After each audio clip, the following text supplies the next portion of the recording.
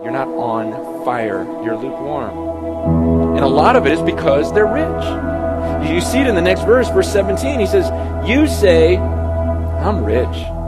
I've acquired wealth. I don't need a thing. He goes, but you don't realize that you're wretched, pitiful, poor, blind, naked. I counsel you to buy from me gold refined in the fire so you can become rich, and white clothes to wear so you can cover your shameful nakedness, and salve to put on your eyes so you can see. See, this church, they were kind of laid back about God because they didn't feel like, oh, I'm depending on God. God, give me this day my daily bread. That's not us. When's the last time you're like, oh God, give me something to eat today? No, it's like, well, I don't really need God for my food. I don't really need God for my home. I don't really need God to give me money for the rest of it because I got my whole retirement set up. And I've got money to leave for my kids, so they don't even have to depend on God. None of us really need to depend on Him for our daily necessities. He goes, it creates this sense of security to suddenly you feel like you're not a needy person. And God says they don't get it. They really are the needy ones because of their view of me, because they're not on fire. If I were to ask you, okay, are you on fire for God right now, or are you lukewarm? I think a lot of you would say you're lukewarm. What concerns me more than the fact that you're lukewarm is that some of you would say, yeah, I am lukewarm. And then you'll walk out the door and you'll do nothing about it. What concerns me the most is that some of you are lukewarm. You know you're lukewarm, but you want to be lukewarm. I mean, I look at the majority of the American church, they don't want to be on fire. They want a little bit of God. Of course they want God. I want a little bit of God. I mean, it's good. It's good for my kids. It's good to give them a little bit of morals. It's good to, learn to give a little bit here and there, serve a little bit. But I've got enough of God. I don't have enough money. I don't got enough stuff. I don't got a big enough house. I need more of that, but I think I've got enough God in my life right now.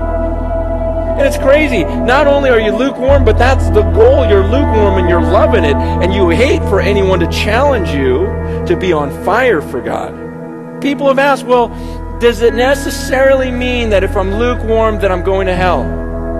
Because if you're spit out of His mouth, can you be spit out of His mouth and still be saved? I'm going, well, you read it. Look at the words. Okay, you're wretched, pitiful, poor, blind. Are these words that you normally use for a believer? And this isn't about work salvation. It's not about, okay, if I work enough, then I'm suddenly on fire. No, I'm saying if you get it, the kingdom of heaven is a person who goes, whoa, you're kidding me. Okay, here's everything. I'm getting this treasure here. It's not about a person going, I don't know, that's pretty good. That's pretty good too. I don't know what I want. There's God, there's the world, there's God, I don't know. God says, oh, you make me want to gag. So you're looking at me, okay, the maker of the world, and then you on this little planet, you're looking at this little house here and this little car and going, man, I don't know if I can give that up or retirement for a few years.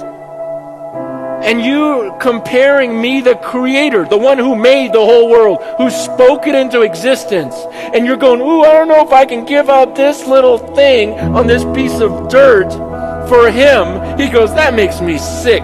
You make me want to gag. I just want to spit you out of my mouth. See, my concern is that people will see themselves as lukewarm, because we do this in church all the time. Yeah, I'm lukewarm. And then 10 minutes later, you're going to forget about it and move on in life. And I just go, what else is there to think about? Okay, so you understand what lukewarm is, so you're going to be spit out of the mouth of God. You just go, okay. I go, man, you shouldn't do anything until you figure out how to be on fire for God. You should be down on your face. You shouldn't eat again until you come before God and just fast and pray, God, get me on fire. I'm not on fire. You got to get me on fire for you. I want to be in love with you. I got to see how valuable you are compared to all this other junk. Get me here. That should be all you care about. Don't go to work tomorrow if you're lukewarm. Why is God saying this? He goes, because I love you. I don't want to spit you out of my mouth. You understand? I love you, and that's why I'm speaking so harshly and I'm rebuking you. He goes, and I'll discipline you too. I'll have things happen in your life to get your attention because you're lukewarm. And if you end this way, I'm just going to spit you out of my mouth because that's disgusting. It's repulsive to me. I have this fear that some of you, possibly many of you, are going to hell.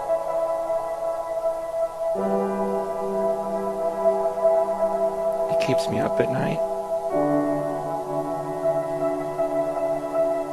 Do you understand the reality of what I said? I'm talking about hell. Have you heard that word so many times that you just have grown numb to it?